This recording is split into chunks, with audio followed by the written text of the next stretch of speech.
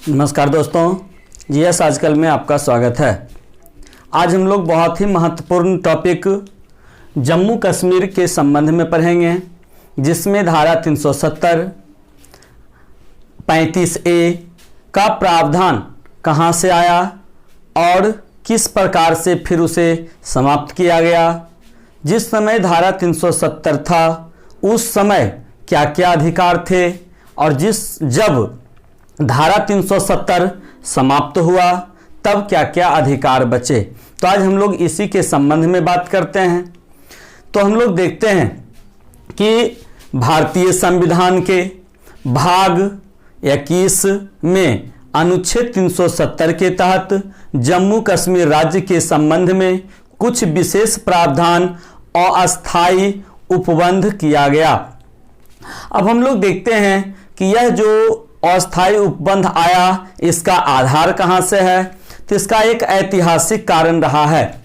भारतीय स्वतंत्रता अधिनियम 1947 के तहत देशी रियासतों को यह अधिकार दिया गया था कि वह स्वेच्छा से भारत में मिलना चाहे तो भारत में मिल जाए और पाकिस्तान में जाना चाहे तो पाकिस्तान में चला जाए, या वह स्वयं यदि स्वतंत्र रह करके अपना अस्तित्व बनाए रखना चाहता है तो वह स्वतंत्र रह सकता है। उस समय जम्मू कश्मीर के तत्कालीन शासक जो थे वो महाराजा हरि सिंह थे और उन्होंने अपनी स्थिति को बनाए रखने निर्णय लिया। किंतु अक्टूबर 1947 में पाकिस्तानी समर्थित कबीलाई गुट भी इसको कहते हैं या आजाद कश्मीर सेना भी इसको कहते हैं, तो कबीलाई गुट के सैनिकों ने जम्मू कश्मीर पर आक्रमण कर दिया। जब जम्मू कश्मीर पर आक्रमण कर दिया गया तब इसके फलस्वरूप राजा हरि सिंह ने 26 अक्टूबर 1947 को भारत में जम्मू कश्मीर के विलय अधिकार पत्र पर हस्ताक्षर कर उसे भारतीय संघ में शामिल होने की औपचारिक घोषणा कर दिया। मतलब इधर से कह दिया गया कि अब जो है जम्मू कश्मीर भारत का पार्ट है। और इस अधिपत्र जो जारी किया गया था उसमें 3 क्षेत्रों पर सिर्फ और सिर्फ भारत सरकार की निगरानी थी। उसमें थी रक्षा, विदेश मामला और संचार सेवा के अधिकार को भारत सरकार को सौंप दिया गया। अर्थात रक्षा, विदेश मामले और संचार मामले के अधिकार भारत सरकार को सौंप दिए गए। इसके अतिरिक्त जो भी अधिकार होंगे वो वहां के विधानसभा की से बगैर सहमति लिए कोई कार्य नहीं किया जा सकता है। जबकि धारा 370 को भारतीय संविधान में तत्कालीन प्रधानमंत्री जवाहरलाल नेहरू और जम्मू कश्मीर के तत्कालीन महाराजा हरि सिंह के बीच जो समझौते हुए वही समझौते धारा 370 के रूप में जाना जाता है। अब है धारा 370 को लागू कर दिया गया और धारा 370 के मुताबिक भारतीय संविधान जम्मू कश्मीर के मामले में सिर्फ 3 क्षेत्र, जैसा कि हमने पहले भी चर्चा किया, 3 क्षेत्र रक्षा, विदेश मामले और संचार के लिए कानून बना सकती थी। इसके अलावे किसी कानून को लागू करने के लिए राज्य सरकार की मंजूरी चाहिए थी। अब हम लोग धारा 370 में मौजूद जो उस समय के प्रावधान थे वो क्या क्या प्रावधान थे, अब हम लोग इसके बारे में चर्चा करते हैं। तो जैसा कि हमने कहा कि जम्मू कश्मीर में दोहरी नागरिकता का प्रावधान था। दोहरी नागरिकता अर्थात जम्मू कश्मीर की एक नागरिकता और एक नागरिकता भारत की। तो जो वहां के नागरिक होते थे उन्हें वहां की नागरिकता भी होती थी और भारत की भी नागरिकता होती थी। जम्मू कश्मीर का राष्ट्रध्वज अलग होता था। जम्मू कश्मीर का राष्ट्रध्वज अलग होता था और जम्मू कश्मीर के विधानसभा का कार्यकाल 6 वर्ष होता था, जबकि भारत के अन्य विधानसभा का कार्यकाल 5 वर्ष का होता था। जम्मू कश्मीर के अंदर भारत के राष्ट्रध्वज या राष्ट्रीय प्रतीकों का अपमान होता था तो जम्मू कश्मीर के अंदर उस अपमान को अपराध नहीं माना जाता था। जम्मू कश्मीर में सुप्रीम कोर्ट के आदेश मान्य नहीं थे और भारतीय संसद जम्मू कश्मीर के संबंध में अत्यंत ही सीमित क्षेत्र में कानून बना सकती थी। मतलब भारतीय संसद को वहां पे कानून बनाने का अधिकार था और बहुत ही सीमित क्षेत्र में वह कानून बनाने का अधिकार रखता था।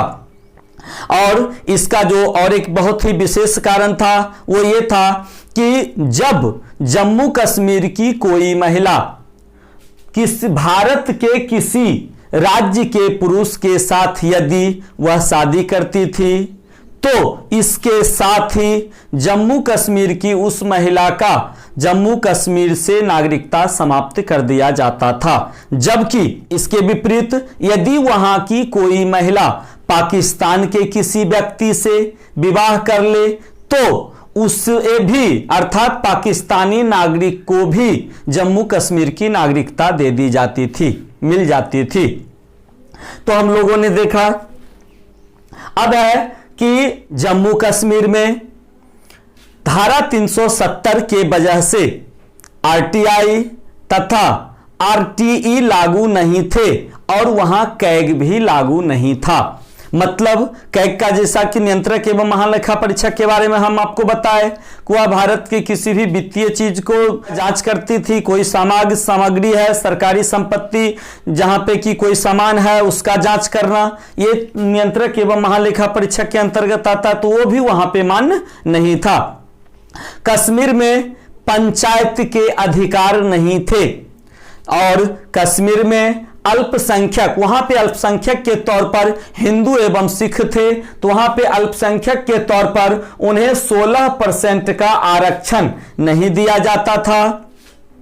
जम्मू कश्मीर में कोई भी व्यक्ति, बाहरी व्यक्ति, किसी राज्य के व्यक्ति जमीन नहीं खरीद सकता था।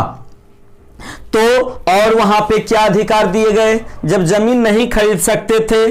और अनुच्छेद 370 की वजह से ही पाकिस्तानियों को भी भारतीय नागरिकता मिल जाता था। कारण क्या था? इसके लिए पाकिस्तानी नागरिकों को कश्मीर की किसी लड़की से शादी करना होता था। तो ये सारे प्रावधान थे जब वहां पे धारा 370 मौजूद था। तो धारा 370 के समाप्त होने के साथ ये सारे अधिकार वहां समाप्त कर दिए गए। तो आपसे क्वेश्चन पूछा जा सकता है कि धारा 370 लागू होने पर क्या क्या प्रावधान थे और धारा 370 समाप्त होने के बाद वहां से क्या क्या प्रावधान समाप्त किए गए और क्या क्या सुविधाएं प्रदान की गई, है ना। तो अब हम लोग देखते हैं इसके अंतर्गत पहले अनुच्छेद 35A।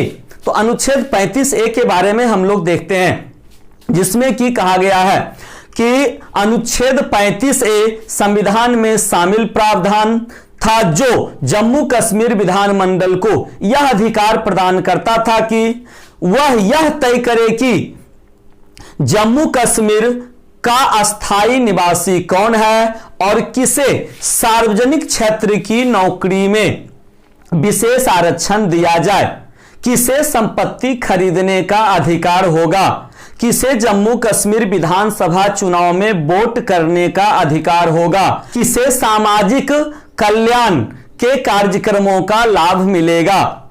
अर्थात अनुच्छेद 35A को तत्कालीन राष्ट्रपति डॉक्टर राजेंद्र प्रसाद द्वारा एक आदेश पारित करके 14 मई 1954 को भारत के संविधान में जोड़ दिया गया। जब भारतीय संविधान में जोड़ा गया 35A को, तब वहां पे नागरिकता को लेकर के कि कौन वहां अस्थाई नागरिक होगा, है ना, वह व्यक्ति कौन जो वहां का नागरिक होगा। तो इसमें कहा गया कि 14 मई 1954 को राज्य का नागरिक रहा हो या फिर उससे पहले 10 साल से राज्य में रह रहा हो और अपने लिए जमीन खरीद रखा हो, मतलब उसने वहां संपत्ति हासिल किया हो, वैसे व्यक्ति को वहां पे नागरिकता प्रदान हो जाती थी। तो यह था अनुच्छेद 35 में का डिफाइन किया गया कि किसे किस प्रकार का अधिकार प्रदान किया जाएगा, इसका निर्धारण वहां की विधानसभा करेगी। अब है कि अनुच्छेद 375 और अनुच्छेद 35A जब वहां पे समाप्त हुआ तो वहां पे किस प्रकार के कार्यक्रम, तो ये बहुत इंपॉर्टेंट है, जो कि अभी नया मतलब लागू है वहां पे। तो ये बहुत इंपॉर्टेंट है कि वहां पे अभी नया नया लागू हुआ है। तो इसको देखते हैं कि कब लागू हुआ है ना। तो 5 अगस्त 2019 को केंद्र सरकार ने राष्ट्रपति रामनाथ कोविंद के आदेश से जम्मू कश्मीर राज्य का विशेष दर्जा समाप्त कर अनुच्छेद 370 और 35A को हटा दिया। अनुच्छेद 370 हटाने का प्रस्ताव राज्यसभा में पेश किया गया और राज्यसभा में यह प्रस्ताव केंद्रीय मंत्री अमित शाह ने जम्मू कश्मीर पुनर्गठन बिल 2019 को पेश किया, अर्थात राज्यों का पुनर्गठन अधिनियम के अंतर्गत वहां पे बिल लाया गया। अब जम्मू कश्मीर को राज्य से 2 केंद्र शासित प्रदेश में बदल दिया गया, जम्मू कश्मीर और लद्दाख, मतलब राज्य ना होकर के अब ये केंद्र शासित प्रदेश में परिवर्तित किए गए, जिसमें जम्मू कश्मीर और लद्दाख के रूप में भारत में अब अर्थात 5 अगस्त 2019 के बाद 28 राज्य तथा 9 केंद्र शासित प्रदेश हो गए। भारत में अब अर्थात 5 अगस्त 2019 के बाद 28 राज्य तथा 9 केंद्र शासित प्रदेश हो गए। इससे पहले भारत में 29 राज्य और 7 केंद्र शासित प्रदेश थे। अब जम्मू कश्मीर के विधानसभा का कार्यकाल, जैसा कि हमने भी चर्चा किया कि धारा 370 रहने के बाद वहां के विधानसभा का कार्यकाल, जबकि अब धारा 370 के हटने के बाद वहां के विधानसभा का कार्यकाल 5 वर्ष का हो गया। अब जम्मू कश्मीर में सुप्रीम कोर्ट के सारे आदेश मान्य होंगे। अब वहां के लोग के अतिरिक्त किसी भी राज्य का कोई भी व्यक्ति वहां जमीन खरीद सकता है। वहां अब केंद्र शासित प्रदेश में अर्थात जम्मू कश्मीर में उपराज्यपाल तथा लद्दाख में राज्यपाल शासन करेंगे। जम्मू कश्मीर में अब 20 जिले हैं, पहले वहां 22 जिले थे। केंद्र शासित प्रदेश लद्दाख में 2 जिले हैं, लेह और कारगिल। ये सब आपके एग्जाम के दृष्टिकोण से बहुत महत्वपूर्ण है। अब जम्मू कश्मीर में अनुच्छेद 356, अनुच्छेद 360 तथा RTI लागू होंगे। इसके साथ साथ अब वहां पे कैग भी मान्य होंगे। और इस हम बता दें कि 5 अगस्त 2019 के बाद जैसा कि हमने चर्चा किया कि पूछा भी जाएगा कि वहां पे अब कितने राज्य और कितने केंद्र शासित राज्य हैं भारत के, तो भारत के अब 28 राज्य और 9 केंद्र शासित राज्य हैं। अब जम्मू कश्मीर की कोई भी लड़की भारत के किसी भी राज्य के लड़के के साथ यदि शादी करती है तो उसकी नागरिकता नहीं समाप्त होगी। और अब वहां एकल नागरिकता का प्रावधान भी लागू किया गया। अब वहां दोहरी नागरिकता नहीं रही।